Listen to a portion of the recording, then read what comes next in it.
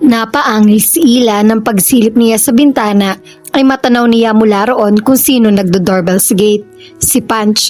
Kulang na naman ba sa thrill ang buhay nito at naghahanap ito ng taong sisirain ng araw? Sa kasamaang palad, siya pa ang naisip nito. Alam kong nandyan ka, Ila. Natatanaw kita. Nakatayo ka riyan sa may bintana. Go away, Punch! Sigaw niya. Nagmamalasakit lang naman ako. Gusto mo ng pruweba na nagsasabi ako ng totoo tungkol kay Miko, hindi ba? Pues, heto na ang pagkakataon mo. Sumama ka sa akin sa bahay nila at makikita mo ang dapat mong makita. O baka naman mas gusto mong magbulag-bulagan na lang. Ano bang problema ng sangto? Irene ang pangalan niya. She looks like a beauty title contender. Patuloy nito na halatang pinagpapasaringan siya. Bullseye naman siya, sapol sa dibdib niya ang pagpaparinig nito. Pabalagbag na binuksan niya ang pinto. Napaka-miserable ba ng buhay mo at kahit ang mga taong nananahimik ay binibwisit mo para magkaroon ka ng karamay? Sumbat niya rito. I'm not miserable at hindi ko rin gustong gawin ganoon ang buhay mo. Gusto ko lang patunayan sa'yo na hindi ako sinungaling. Pero kung okay lang sa'yo na patuloy kang maniniwala na type ka ni Miko kahit hindi yun totoo, ikaw ang bahala. Nagsimula na itong maglakad palayo. Hinayaan niya ito. Hindi niya alam kung totoong nasa bahay ni Miko ang babaeng tinutukoy ni Punch. Pero kung tutuklasin man niya iyon, gagawin niya iyon ang hindi kasama si Punch. If she was going to be humiliated, Punch was the last person she wanted to be with when that happened. Halata sa paraan ng paglakad ni Punch na hinihintay nito na pigilan niya ito. Maghintay man ito hanggang sa ikalawang paghuhukom ay hindi niya gagawin iyon. He must have gotten the message. Binilisan na nito ang paghakbang. Hindi kagaya kanina na pahintu-hintu pa. Hindi naman siya mapakali nang wala na ito. Nagsasabi ba ng totoo si Punch? She should try and find out. She would be a fool if she didn't. Hindi na siya nag-abalang magbihis. Kahit pambahay ang suot niya, ay hindi naman pangit iyon. Isa pa, wala siyang balak magpakita kay Miko. Nilakad na lang niya ang bahay nito.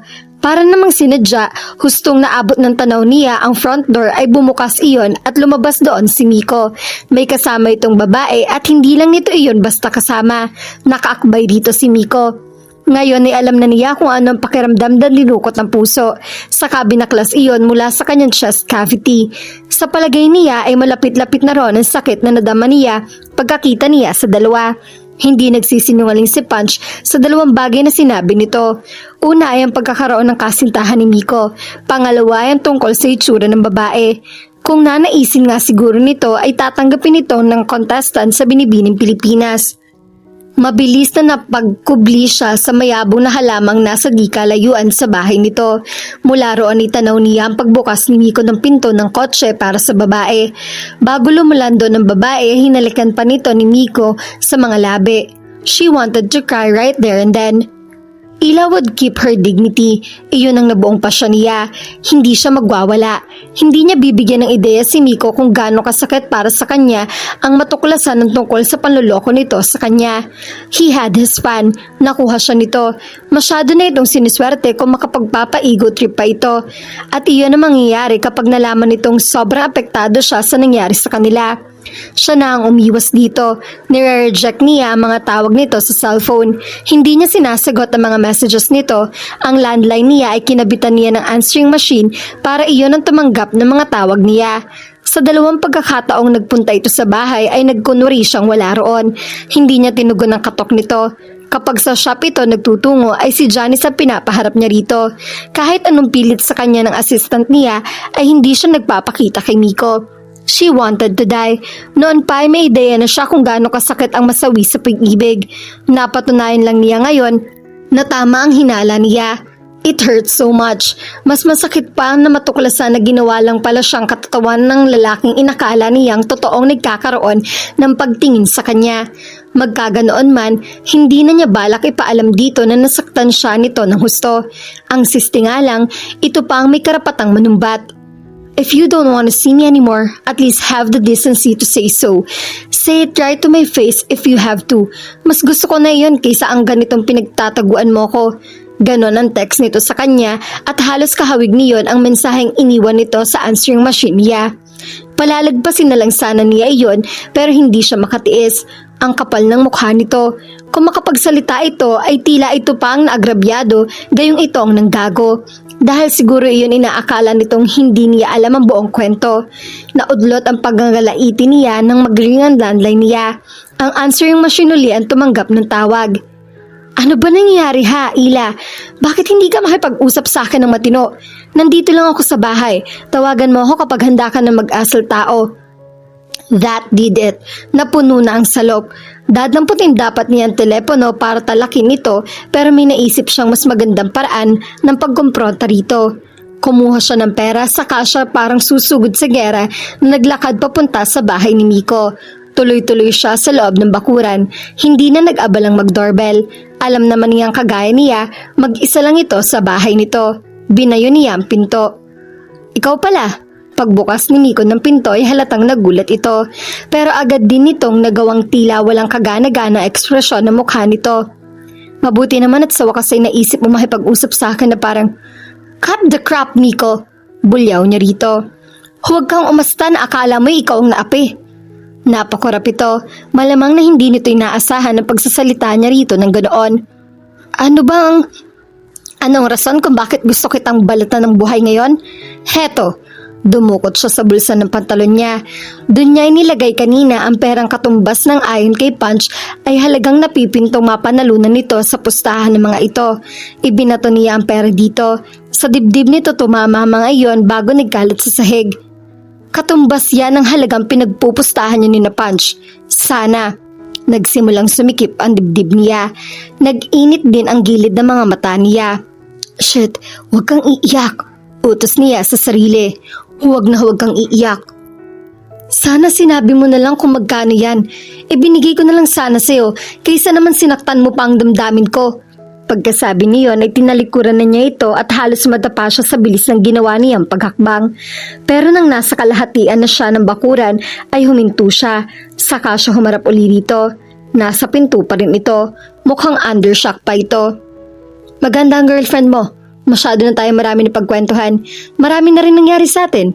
Hindi mo man lang nabanggit sa akin na mayroon kang girlfriend. At muli niyang tinalikuran ito. Sa pagkakataong iyon ay hindi na siya huminto sa paglakad.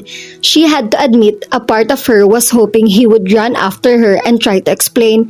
Hindi niya pinaniwalaan na namang sasabihin nito. But the mere fact that he made the attempt would somehow ease the pain in her heart. Pero hindi yun ginawa nito at mukhang wala itong balak na gawin iyon. Nang palihim na lingunin niya ito, nakita niyang mistulang estatwang bato sa kinatatayuan nito. Laylay ang mga balikat na tinuloy na niya ang paglakad. That was the end of their story. Napakasagwang wakas, pero wala na siya magagawa para baguhin iyon. Pride na lang ang pinairal ni Ila sa sumunod na mga araw. Kung hindi dahil doon ay posibleng gumawa siya ng paraan para makausap sila ni Miko. Paano kasi sa kabila ng alam niyang ginawa nito, napakatindi ng pangungulila niya rito. Being with him made her so happy, kaya tuloy ngayong nawala na ito sa buhay niya ay napakamiserable at napakalungkot na naman niya. Kalokohan naman na dahil lang sa lungkot ay hahayaan niyang mas magmukha siyang kawawa at tanga. At bakit pa siya gagawa ng effort na makapagbati kay Miko? Anong kabutihang idudulot niyon? May nobya ito. Isang napakagandang nobya. Kaya ano pang inaakala niyang mapapala niya kung kakausapin niya pa ito? Tinigasan at tinibay na lang niya ang kalooban niya. Kung uubra nga lang nabuhusan na lang niya iyon ng semento para maging matibay at malakas ay ginawa na niya. Kararating lang niya sa bahay galing ng shop niya, isang hapon nang tumunog ang doorbell. Nakaupo siya sa pinto. Nasa magkabilang tabi niya sina Chivas at Vodka at hinaplos niya ang ulo ng mga ito. Nang mag-angat siya ng tingin para tingnan kung sinong nasa labas, para may dumakma sa puso niyang pagkakita niya sa inaasahang panauhin, si Miko. Para siyang inipoxy sa kinauupuan niya, naging alerto agad sina Chivas at Vodka. Totoo nga yatang nasa-sense ng mga aso ang nararamdaman ng mga amo ng mga ito dahil ang dalawang alaga niya na dati namang maamo kay Miko ay kinaringgan niya ng pag-angil. Si Chivas ang nauna. Si Vodka naman ay nilabas pa ang mga pangil nito.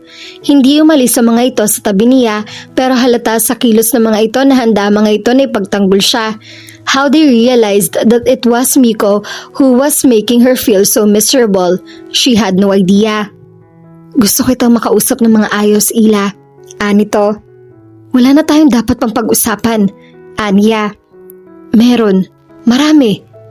You've had your chance to explain. Hindi mo ginawa. Naalala niya kung paano nito hinayaan lang siyang makaalis noon nang hindi man lang ito nagtangkang magpaliwanag. It was obvious you were not in the mood to believe anything I say at that time. Hindi ko pa rin alam kung paano ipapaliwanag sa iyong lahat, kaya hinayaan na lang muna kita. We both needed a little time to think. Time to think mo yung mukha mo. Niloko mo ko, Miko. Akala ko totoong-totoo mga sinasabi mo. Paraan mo lang pala iyon para manalo sa pustahan. How did winning the bet make you feel, ha? Now you're the man? Ang sarap ba sa ego? Please, let me in and let me explain. Hindi na kailangan. Kailangan, at gagawin ko yun sa ayaw o sa gusto mo. Sinimulan nito ang buksan ng gate. Lumakas ang pag-angil ng dalawang aso sa tabi niya. I'm warning you, Miko. Hindi ka sasantuhin itong mga asko. They're going to tear you to pieces. Natigilan nito. Sinilip nito ang mga alaga niya. Alertong-alerto ang pagkakatayo ng mga iyon. And then he seemed to have come to a decision. I'll take my chances. Pahayag nito. Patuloy ito sa pagbubukas ng gate. May kahalo ng tahol ang pag-angil ng dalawang aso niya. Si Chivas nga ay halatang naghahanda ng dalunghong ni si Miko. I'm not going to call them off, you know. Saad niya. Baka ay naakala mo na porke nandito ako ay hindi ka nila sasaktan. You know what? I don't care. Ganti nito. I'm going to come in and I'm going to explain everything to you until you understand. Why bother? Because I care about you. Damn it. Yeah, right? Kahit paano, ay nagsimula ng mabawasan ng galit niya rito kanina. Pero sa sinabi nito ay muling sumilakbo iyon. Mukhang balak pa siyang utuin na naman ito. Itinulak na nito pagbukas ang gate. Malakas at abot-abot na pag-angil ng dalawang aso. Tumayo rin ang mga iyon, tila naghahanda na para umatake. Bahala ka. Determinado siyang tigasan ang kalooban niya. Gaano kaya kasakit ang pagbaon ng mga pangil na iyon sa kalamnan niya? Sumagi sa isip ni Miko ang katanungang iyon. Mukha kasing walang balak si Ila na saklolohan siya. She made that clear enough, pero nagpumilit pa rin siyang pumasok. Malamang na natuluyan ng malakas ang tornilyo niya dati ay maluwag nang. Dahil kung hindi, nagpa siya na lang sana siyang umalis at maghanap ng mas magandang pagkakataon para magpaliwanag rito. Nagkompronta na niya si Punch. Tiyak naman niyang ito ang pinagmulan ng impormasyong nalaman ni Ila. Nagkasuntukan sila pero naawat din naman agad sila. It felt good to punch Punch. The man deserved it. Galit pa rin siya rito pero hindi na muna niya pinag-ukulan ng pansin iyon. He took a step forward. The two dogs stood on their haunches. Kahit paano ay kakayahan niyang bumasa ng body language ng naturang mga hayop. Nahulaan niya ang kasunod na ginagawa ng mga ito ay pagdadahulong sa kanya. If he had any senses left in him, he would stop pushing his luck. Kasubuan na. Kailangan niyang patunayan kay Ila na handa siyang malapa ng mga alaga nito, makausap lang siya nito. Then be prepared to get devoured. Hakbang ulit siya, mukhang noon na hindi nakatiis ang dalawang aso. They exploded in a frenzy of barking and then one after the other, they ran towards him. Inihanda na ni Miko ang kanyang sarili. Napapikit siya at hinintay ang pagdamba ng mga aso sa kanya at ang kasunod na pagsakmal ng pangil ng mga ito sa kanyang kalamnan. Chivas, vodka, stay! Napalunok siya nang marinig niya ang utos na iyon Ila at noon niya na warning na natakot din pala siyang malapa. Halatang naturuan ng husto ang dalawang aso. Hindi na itinuloy ng mga ito ang pag-atake sa kanya pero tumayo mga ito sa harap niya. Tila handa para sa kung anuman. Nice doggy. Tinangka niyang haplusin sa ulaw ng mas malapit na aso sa kanya. Angil ang ginanti niyon. Agad na inilayo niya ang kamay. What do you want? Tanong ni Ila sa kanya. Naglakad ito palapit sa kanya pero ilang metro ang layo sa kinatatayuan niya ay huminto ito. Nakahalukip na pinagbasdan siya nito. Nasabi ko na kanina ang pakay ko. I want to explain. Saad niya. Explain what? Why you have been jerking me off? Wag na lang Miko. Hindi na kailangan. Bakit pa ba? Hindi mo matiis na may galit sa'yo? Well, tiisin mo lang ng konti. Mawawala rin siguro tong nararamdaman kong to. Yeah, say in about 25 years, dagdag niya sa isip. Sa itsura nga nito ay mukhang kukulangin ang 25 taon para mawala ang galit nito sa kanya. And in a way, he deserved it. He tried to do the right thing, the heroic thing, na ngahas siyang makapagpayani, hindi naman lamang pala siya marunong. What he did was to screw things up big time. At nang makapagdaletse-letse na ang lahat, hindi na niya malaman kung paano aayusin mga iyon. Naihalamos niya ang kamay sa kanyang mukha. I love you, Ila. Pahayag niya. Yeah, sure. Iyon ang naisip ni Ila nang marinig niya ang sinabi ni Miko. Pinilit din niyang manatiling walang masyadong ekspresyon ng mukha niya. Magugulat siya, matitigilan at posibleng mapapatilima lamang na lang ng mga iyon ang inaasahan nito na magiging reaksyon niya. But she was not stupid. Or if she was, there was a limit to her stupidity. Narinig mo ba ako? Tanong nito. Pumakmang hahakbang ito palapit sa kanya pero ang angil ng isa sa mga asong nakatayo sa harap nito ang pumigil dito. Good dog, Chivas, nais sa loob niya. Narinig mo ba ang sinabi ko? Ulit nito sa tanong. Narinig ko, hindi na uubra yan. Mapaklangiting sumilay sa mga labi niya. Naabot ko na ang kota ko ng katangahan kaya hindi na ako maniniwala sa'yo. Napagkakitaan mo na ako na kapag ego trip ka na. Ano pa bang kailangan mo? Kailangan ko mapaniwala ka na mahal kita. Wow naman, I'm touched. Para kang si John Lloyd Cruz o kaya si Piolo Pascual kung mag-deliver ng linya. Nag-acting workshop ka ba? Todo-todo ang pasaring niya rito. Gusto niya kasing igiit dito at sa sarili rin niya na hindi na siya magpapauto. Alam ko, napakahirap sigurong paniwala ng sinasabi ko. Anito. Heck, I had trouble believing in myself. But it's the truth. Mahal kita, Ila. Kung paniniwalaan mo yon o hindi ay nasasaiyo na. Nothing could change the fact. He said the words with so much sincerity. Para tuloy gustong-gusto na niyang maniwala.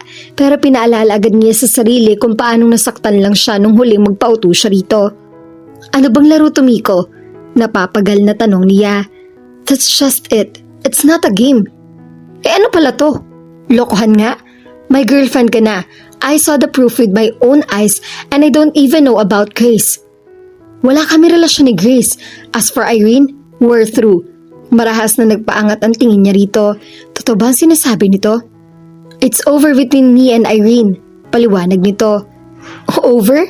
How she hated herself for being asking. Ibig sabihin, kasi niyon ay nagsisimula na siyang maniwala. Over! As in tapos na. Wala na kami. Talaga lang ha? Bakit naman ako magsisinungaling sa'yo tungkol sa ganoon kahalagang bagay? Nagkibit balikat siya. I don't know. You tell me. Wala ako may rarason dahil hindi naman ako nagsisinungaling. My goodness, Ila. Napakahirap bang paniwalaan na mahal kita? Oo, napakahirap. Bukod sa alam kong sa pustahan nagsimula ang lahat, hindi ko rin lubos maisip kung bakit ipagpapalit mo ang isang katulad ng babaeng nakita kong kasama mo sa kagaya kong... Don't you dare belittle yourself, babala ni Miko sa kanya. Hindi ko papayagang gawin mo yon. At bakit naman, Aber? Una, dahil hindi totoo. At pangalawa, hindi ako papayag na insultuhin ni naman ang babaeng mahal ko. Tila nakalimutan nitong dalawang asong daig pang gwardiya sibil kung mabantay. Humakbang ito palapit sa kanya. The two dogs seemed to sense that he meant their master no harm. Hindi ito inangila naman lang ng mga ito.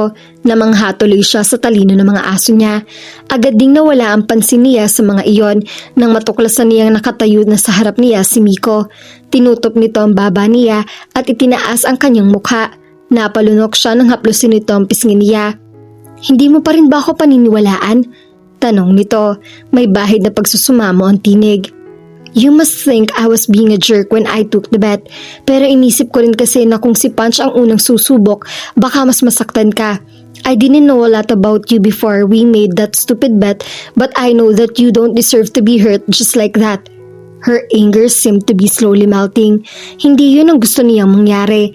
Ang galit niya ang tanging panggalang niya sa paghihimok nito. Kung mawawala iyon, mas mahihirapan siyang tikisin nito. I love you. Please believe me. It's the truth. I swear, lapain nawa ako ng mga ason mo ngayon kung hindi ako nagsisinungaling. Pahayag nito. Napalingon siya sa mga alaga niya. Ang mga damuho, mukhang alam ng mga ito na ito ay wala namang panganib. Nagdidila na ang mga paan nito sa Chivas, samantalang si Vodka ay nakadapa at pipikit-pikit na ang mga mata. Natawa siya. Nang lingunin ni Miko ang mga iyon, ganun din na naging reaksyon nito. Does that prove anything? Anito nang bumaling sa kanya. Gusto pa niyang magbatigas. Mahirap nang basta-basta lang maniwala, pero matindi na ang pag-utyok ng kalooban niyang paniwalaan ito. Ano na nangyari kay Irene? Ayaw niyang isipin na nasasaktan ng babae nang dahil sa kanya. She's okay with the idea. Really? Tumaas ang isang kilay niya. Really, medyo nagdadalawang isip na rin naman daw siya. It seems absence does not make the heart grow fonder. At least not in our case. May nakilala siyang lalaki sa States. Parang nahuhulog na raw ang loob niya ron sa guy. Ouch for you, usal niya. Hindi naman, pareho lang naman kami ng nararamdaman. Those things happen.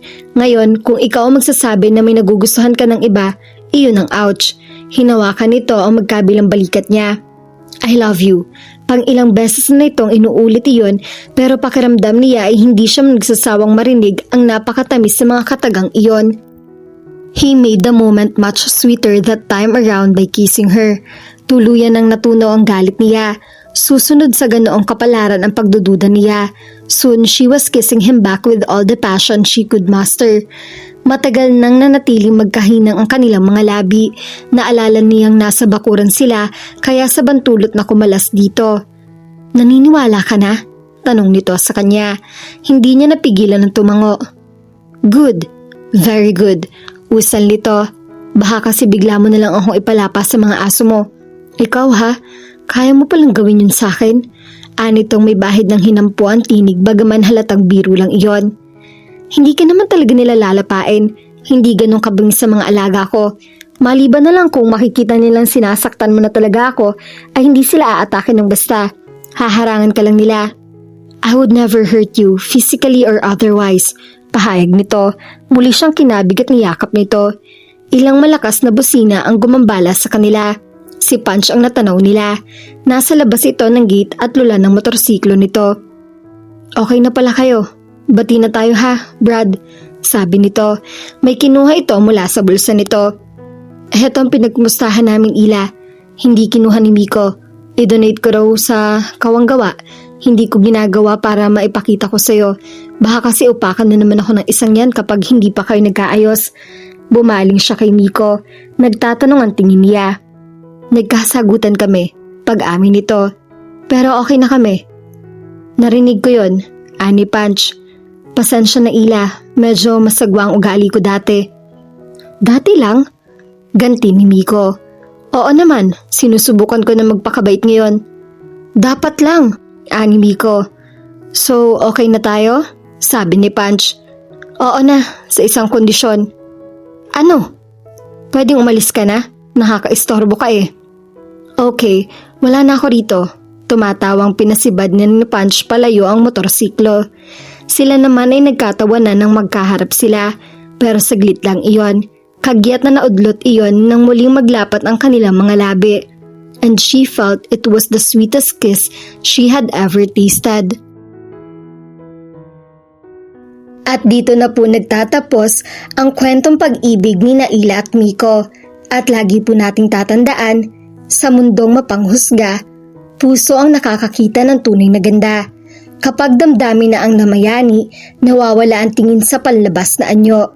At sa tamang panahon, may isang taong magpapatunay sa iyo kung bakit ka para sa kanya at kung bakit hindi ka para sa iba. Sana po ay may nakuha kayong aral at inspirasyon sa kanilang pag-iibigan. At muli po ay samahan at suportahan niyo po ako sa mga kwentong pag-ibig na ibabahagi ko sa inyo. Maraming salamat po. God bless at ingat po tayong lahat.